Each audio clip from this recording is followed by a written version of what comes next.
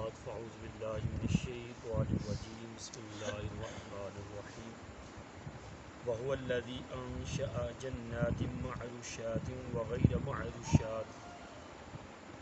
معروشات والنخل والزرع مختلفا اکلہ، اور وہی ہے جس نے کچھ باغات زمین پر پھیلے ہوئے کچھ نہ پھیلے ہوئے تنوں والے اور کھجور اور کھیتی کو پیدا کیا، والزیتون والرمان متشابہ وغیر متشابہ، زیتون اور انار کو پیدا کیا، یہ سب کسی بات میں آپس میں ملتے اور کسی بات میں نہیں ملتے۔ کلوا من ثمرہ اذا اثمر وآتوا حقہ یوم حصادہ، جب وہ درخت پھل لائے اس کے پھل سے کھاؤ اور اس کی کٹائی کے دن اس کا حق ادا کرو۔ وَلَا تُسْرِفُوا إِنَّهُ لَا يُحِبُّ الْمُسْرِفِينَ، اور فضول خرچی نہ کرو، بے شک وہ فضول خرچی کرنے والوں کو پسند نہیں فرماتا۔ سورہ انعام آیت نمبر 141 پر نمبر 8۔ اس آیت کریمہ میں 3 سے 4 کاموں کا حکم دیا گیا، 3 سے 4 باتوں کی وضاحت کی گئی۔ پہلے اللہ تبارک و تعالیٰ نے اپنی نعمتوں کا ذکر فرمایا وہی ہے جس نے باغات پیدا کیے۔ اب باغات کی 2 کیٹیگریز ہیں، ایک وہ باغات ہیں جن کے پھل زمین پہ پھیلے ہوتے ہیں، جیسے تربوز ہے، خربوزہ ہے، اس کے علاوہ اور جس کی کیا ہوتے ہیں بلیں ہوتی ہیں زمین پہ پھیلے ہوتے ہیں، معروشات وغیر معروشات، اور وہ پھل ہیں جن کے زمین پہ پھیلے نہیں ہوتے، تنوں والے ہوتے ہیں، مالٹا ہے، سیب ہے، انار ہے، یہ تنوں والے پھل ہیں۔ پہلے ان کا ذکر کیا، پھر فرمایا کہ ان کے جب پھل آئیں تو اس میں سے کھاؤ اور ان کا حق ادا کرو جب ان کی کھیتی کے دن، جب ان کی کٹائی کرنے لگو تو پھر ان کا حق ادا کرو، جسے کہتے ہیں عشر ادا کرو، ٹھیک ہے۔ اور اس آیت میں آگے فرمایا اللہ تعالیٰ اسراف کرنے والوں کو پسند نہیں فرماتا، یہ ان کا اجمالی بیان تھا۔ اب اللہ تبارک و تعالیٰ کی شان تو دیکھیں کہ پھل 2 طرح کے، کس کی شاخیں جو ہیں زمین پہ پھیلی ہوئی ہیں، جیسے میں مثال دی ہے تربوزہ، خربوزہ، ٹھیک ہے، اور بے شمار پائے، اور بعض وہ ہیں جن کی شاخیں زمین پہ پھیلی نہیں ہوئی، تنوں والے ہیں، ٹھیک ہے، بے شمار پھل اس طرح کے۔ اللہ تعالیٰ شاہ فرماتا ہے کہ اس طرح انار ہے، زیتون ہے، یہ ایسے پھل ہیں کہ بعض چیزوں میں آپس میں ایک جیسے ہیں، جسے رنگت دیکھیں ایک جیسی ہے، بعض پھل ہیں سبز ہے، بعض سرخ ہیں تو سرخ ہی ہیں، لیکن ذائقہ ہر ایک کا دوسرے سے مختلف ہے۔ یہ رب کی قدرت کی نشانیاں دیکھیں، میرا مالک کتنی قدرتوں والا ہے۔ اچھا، اب پھل رنگت میں بعض ایک جیسے ہیں اور ان کے درختوں کے پتے بھی رنگت میں ایک جیسے ہیں، کیا ہیں؟ سبز ہیں، بعض کا سائز بھی ایک جیسا ہے، اور ان کو پکاتی ظاہری طور پہ کیا کیا چیزیں ہیں؟ ہوا اور دھوپ اور مٹی جو ان کو خوراک فراہم کرتی ہے، دھوپ لگتی ہے وہ پھل پکتا بھی ہے، اس کی گروتھ بھی ہوتی ہے، پانی لگتا ہے، وہ دیکھیں پانی وہی ہے، دھوپ وہی ہے، ہوا وہی ہے، مٹی وہی ہے۔ ایک کنال زمین کے اندر 10 قسم کے آپ پھل لگائیں، مٹی ایک جیسی، پانی ایک جیسا، دھوپ ایک جیسی، ہوا ایک جیسی، ہر پھل کا رنگ بھی مختلف، ذائقہ بھی مختلف۔ یہ اللہ تبارک و تعالیٰ کی قدرت ہے، میرا مالک قدیر ہے، میرا مالک قدرتوں والا ہے، اپنی شانوں کو وہ بیان کرتا ہے، ٹھیک ہے۔ ایک تو بات یہ ہوگی، دوسری فرمایا وَآتُوا حَقَّهُ یوم حصادہ، اس کی کٹائی کے دن اس کا حق ادا کرو۔ یہاں فصلوں کا حق ادا کرنے سے حکم سے مراد کیا ہے؟ اس میں سب سے اول تو عشر یعنی پیداوار کا 10واں حصہ یا نصف عشر یعنی پیداوار کا 20واں حصہ داخل ہے۔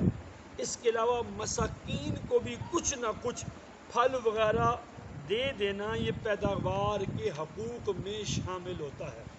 یہ باتیں بزرگ ہمارے بیٹھے ہیں اس بات کی تائید کریں گے، جو گوبھی لگاتے تھے لوگ، وہ اپنی زبان میں بولتے بننے تو جلدے تو لوگ خود بلا کے دیں دے یار یہ اپنے کریں پکانے سے کنکھڑی، ٹھیک ہے۔ اس طرح بہت سی چیزیں ہوتی تھی جو پیداوار لگتی تھی، راستے میں کوئی بندہ جاتا بلا کے دیتے تھے وہ لوگ اتنے من کے سچے تھے، آج کوئی مانگنے سے بھی نہیں دیتا، فقیر مانگوں سے بھی دھتکار کے بیچ دیتے ہیں، بھائی اتنا خرچہ ہوا ہے، اتنی ہم نے محنت کی ہے، تمہیں دے دیں، اتنی مہنگی بک رہی ہے تمہیں دے دیں۔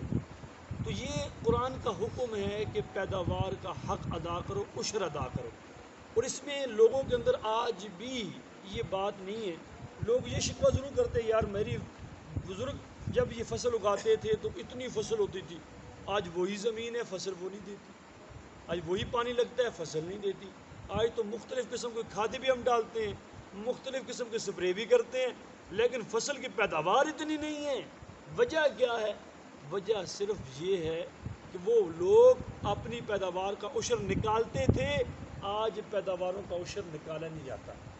آج یہ غلط فہمی ہے، پیداوار کا عشر صرف اور صرف دو چیزوں میں نکالا جاتا ہے، کیا جی؟ پہلے تو نکالتے ہی نہیں، ایک تو اب گاؤں دیہاتوں میں جائیں تو عشر کا نام ہی پتہ ہے کسی کو نہیں، ٹھیک ہے؟ مسئلہ بتا دیں، سمجھا دیں تو دو چیزوں میں نکالیں گے، دو چیزوں میں بلکہ ایک چیزوں میں، وہ گندم میں نکال دیتے ہیں۔ اور گندم میں ایک جگہ خود گیا ہوں، ہمارے اسلام میں عشر کر رہے تھے، کہتے ہیں آئیں ذرا دیکھیں لوگ عشر دیتے تو کیسے دیتے ہیں۔ میں نے مسجد میں اعلان کیا، یار اپنا عشر ادا کرے مدارس کے لیے۔ کوئی اپنے زبان میں کہتے ہیں شنک بھر کے لے کے آ رہا ہے، ٹھیک ہے، کوئی کٹورا بھر کے لے کے آ رہا ہے، کوئی ایک کٹورا آٹا لے کر آ رہا ہے، کوئی 50 روپے لا کے دے رہا ہے، جیسے کوئی مانگنے والا آیا ہوا ہے اس کے ساتھ مدد کر رہے ہیں۔ پھر میں نے مائک لیا، میں نے لوگوں کو سمجھایا، بھائی یہ کوئی احسان نہیں کر رہے، نہ یہ آپ کے پاس آئے ہوئے ہیں یہ فقیر شرعی نہیں ہے، اپنی ذات کے لیے نہیں مانگ رہے، کوئی 1.5 لاکھ روپے تنخواہ لے رہا ہے، کوئی لاکھ روپے تنخواہ لے رہا ہے، کوئی NTS آفیسر ہے، کوئی کیا آئے ہوئے اسلامی بھائی آپ کے پاس، کوئی انجینئر ہے، وہ اللہ کی رضا کے لیے دین کے لیے آپ کے پاس مانگنا ہے تاکہ آپ کا جو فصلوں کی پیداوار ہے کما حقو ادا ہو سکے۔ میں وہ اسلام آباد میں جمعہ پڑھاتا تھا، وہاں جو اسلامی بھائی تھے ایٹامک انرجی میں آفیسر تھے، ان کی اپنی تنخواہ 2.5 لاکھ روپے تھی، وہ مسجد کے باہر جولی لگا کر لوگ ان کو جانتے نہیں تھے یہ کون ہے، اور وہ کسی کے ساتھ بائک پہ آتے تھے اور بائک پہ چلے جاتے تھے۔ ایک دن میں نے ویسے ان کو تعارف کروا دیا، میں نے کہا یار یہ آئزین کی دیکھیں دین کے لیے جولی لگا رہے ہیں آپ کے پاس، ان کی اپنی 2.5 لاکھ روپے تنخواہ ہے، اور یہ ایٹامک انرجی میں آفیسر ہے، 90/20 اسکیل کے یہ آفیسر ہے، لیکن دیکھیں دین کے لیے کتنی قربانی دے رہے ہیں۔ اب آپ عشر آپ سے مانگا جائے تو آپ ایک کو کٹورا بھر کے دانے دے رہے ہیں اور آپ کہہ رہے ہیں ہم نے بڑا سارا کارنامہ کر دیا۔ عشر کی پھر شرعی مسئلہ آپ کو پتہ ہونا چاہیے، جتنی پیداوار ہے اس کے دو طرح کی صورتیں بنتی ہیں، یا تو یہ ہے کہ وہ آسمانی بارش سے اس کی سیراب ہوتی ہے، جب آپ اپنے پیسے سے نہر کے ذریعے آپ کو پانی آتا ہے اس کا آپ سالانہ پیسہ دیتے ہیں، یا آپ اپنا ٹیوب ویل وغیرہ لگایا ہوا ہے آپ کو بجلی کا خرچہ آتا ہے، ٹھیک ہے، پیٹر وغیرہ لگایا ہوا ہے اس کا خرچہ آتا ہے، وہ آپ کا پیسوں کا پیسہ ہوگا۔ جہاں آپ کا خرچہ ہے، ٹھیک ہے، وہاں تو آپ نصف عشر دیں، جہاں آپ کا خرچہ نہیں ہے وہاں آپ پورا عشر دیں۔ پورا عشر سے مراد کیا ہے؟ 10 توڑوں میں سے آپ کیا کریں، 100 توڑوں میں سے آپ 10 توڑے دیں، اور نصف عشر کا مطلب ہے 100 توڑوں میں سے آپ کیا کریں، 5 توڑے دیں، ٹھیک ہے۔ ان طریقوں سے مطابق کریں، یہ مانگنے والے نہیں ہیں، یہ فقیر نہیں ہیں، اپنی ذات کے لیے نہیں مانگنے آئے، اللہ کا فضل ہے۔ اس کے بعد پھر لوگ اس طرح توڑا 2 توڑے کر کے وہ ناپ کے کہ اس وقت اسی وقت موجود آئے، انہوں نے مسئلے پوچھے اور اس کے مطابق اپنا عشر ادا کیا۔ پھر میں نے وضاحت کی اور میں بھی وضاحت کر رہا ہوں، عشر کے اعتبار سے صرف گندم نہیں ہے، زمین کی پیداوار۔ قرآن کیا کہتا ہے؟ قرآن کی آیت کریمہ دیکھیں، قرآن کہتا ہے کلوا من ثمرہ، زمین کے پیداوار میں جو پھل لگے اس میں سے کھاؤ، اذا اثمر، جب وہ پھل دے، پھلدار درخت پھل دے اسے کھاؤ، وآتوا حقہ یوم حصادہ، جب اس کی کٹائی کا دن آئے اس وقت اس کا کیا کرو، حق ادا کرو۔ اب یہاں مطلق کہا گیا ہے، زمین کی پیداوار اس میں لمٹ میں نہیں ہے، اتنی پیداوار ہوگی تو عشر دینا ہے۔ آپ کے پاس 10 درخت لگے ہوئے ہیں، باغ لگے ہوئے ہیں مالٹوں کے، اب 10 باغ ہیں، 10 درخت ہیں، اس میں بھی عشر ادا کرو، ٹھیک ہے۔ آپ کے پاس لکاٹھوں کا 10 مرلے کے پلاٹ پہ 15-20 لگے ہوئے ہیں درخت، اس کو کٹائی کے وقت ہی آپ اس کا لکاٹھوں کا عشر ادا کرو، مالٹوں کا عشر ادا کرو، تربوزوں کا عشر ادا کرو، خربوزوں کا عشر ادا کرو۔ سبزی ہے، یہ زمین کی پیداوار ہے، اس میں تو عشر کے تصور ہی کسی کو نہیں ہے، کسی کی بھنڈی لگی ہوئی ہے، کسی کے کدو شریف لگے ہوئے ہیں، کسی کے لوکی شریف لگی ہوئی ہے، اور آپ یہ گیبا کی طرف جائیں نا گاؤں میں 10 کنال پہ کدو لگے ہوئے ہیں، 10 کنال پہ آپ کو دیکھیں لوکی لگی ہوئی ہے، لیکن ان سے عشر کی بات کریں وہ بیچارے پریشان ہوتے ہیں، یہ کیا چیز ہے، اس کے عشر ہوتا ہے۔ وہ گندم جو نکٹ کے نیاسی وہ جیسے نکالتے ہیں، وہ میں نے پہلے آپ کو طریقہ بتا دیا کیسے نکالتے ہیں۔ تو عشر زمین کی پیداوار میں، چاہے وہ سبزیاں ہوں، چاہے وہ پھل ہوں، اس میں ہم نے اپنی طرف سے کیٹیگریز بنائی ہوئی ہیں، جو زیادہ رہ سکتا ہو پورا سال اس میں عشر ہوتا ہے، جو نہ رہ سکتا اس میں عشر نہیں ہوتا۔ یہ جہالت ہے، یہ بیوقوفی ہے۔ اس میں قرآن نے کوئی قید نہیں لگائی کہ بھائی یہ سال پورا رہ سکے تو عشر ادا کریں گے، سال نہ رہ سکے عشر نہیں۔ زمین نے جو پیداوار دی ہے کٹائی کے وقت اللہ کی رضا کے لیے، یہ زمین کی پیداوار کی زکوٰۃ ہے، یہ واجب ہے۔ نہیں دیں گے زمین کی پیداوار کم ہو جائے گی، جل جائے گی، آپ گناہ گار ہوں گے، مرنے کے بعد آپ کو حساب دینا پڑے گا۔ جیسے آپ زکوٰۃ نہیں دیتے نا، مال کی زکوٰۃ نہیں دیتے، اس پر سخت وعیدیں ہیں، یہ بھی زمین کی پیداوار کی زکوٰۃ ہے۔ جس طرح وہ واجب ہے اس طرح یہ بھی واجب ہے۔ اس کے جو آپ نہیں ادا کرتے گناہ گار ہوتے ہیں، اس کو ادا کر کے نہ کر کے بھی کیا ہوتے ہیں، آپ گناہ گار ہوتے ہیں۔ ان چیزوں کا لحاظ ضرور رکھنا ہے۔ اچھا آگے فرمایا ولا تسرفوا، فضول خرچی نہ کرو۔ فضول خرچی کہتے کیسے ہیں؟ اس میں بڑے پیارے اقوال ہیں مفسرین کی، اور تفسیر جمل کے حوالے سے اور کافی مفسرین لکھے ہیں۔ مفسر سدی کا قول ہے کہ کل مال خرچ کر ڈالا اور اپنے گھر والوں کے لیے کچھ نہ چھوڑا، یہ بھی فضول خرچی ہے۔ اب سارے کا سارا مال اللہ کی رضا کے لیے بے شک آپ نے دے دیا، مسجد میں ہی دے دیا، مدرسے میں دے دیا، اب گھر والے بیچارے مانگنے کے قابل بن گئے، ان کے لیے کچھ بھی نہیں بچایا آپ نے، سب کچھ دے دیا اللہ کی راہ میں۔ اب یہ بھی فضول خرچی ہے بھائی، اس کی بھی شریعت اجازت نہیں دیتی۔ ایک صحابی رسول جس کا مفہوم ہے، آپ کی نزاع کا وقت پیارے آقا صلی اللہ علیہ وسلم آپ کے پاس تشریف لائے تو عرض کیا یا رسول میں اللہ کی راہ میں خرچ کرنا چاہتا ہوں۔ میں خرچ کروں؟ یا رسول اللہ میں اپنا کل مال خرچ کرنا چاہتا ہوں۔ فرمایا نہیں، گھر والوں کے لیے چھوڑو۔ یا رسول اللہ نصف؟ فرمایا گھر والوں کا لحاظ رکھو۔ کرتے کرتے پھر جب 1/3 ہوا نا، فرمایا ہاں وصیت 1/3 بھی نافذ ہوتی ہے۔